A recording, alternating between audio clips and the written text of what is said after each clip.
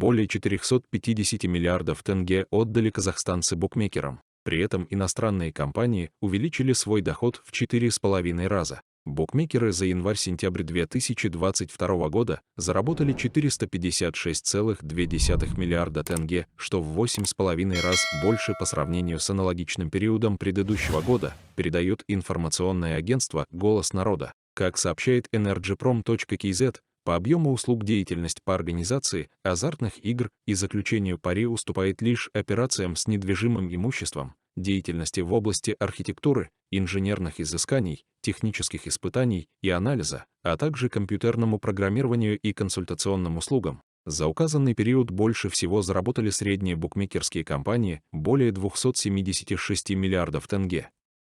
Следом идут малые и крупные предприятия – 163 миллиарда и 17 миллиардов тенге соответственно.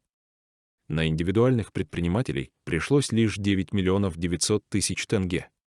При этом годом ранее самый большой объем услуг приходился именно на малые компании – 38,1 миллиарда тенге, далее шли крупные – 9,9 миллиарда тенге, и средние компании – лишь 5,8 миллиарда тенге. В разрезе форм собственности частные компании обеспечили 293 миллиарда тенге в общем объеме услуг в секторе, сразу в 17 раз больше по сравнению с аналогичным периодом прошлого года.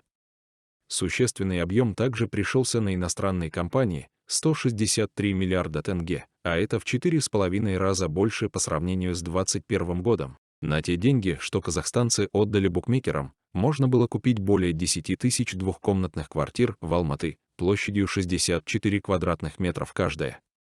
Вот так вот и живем.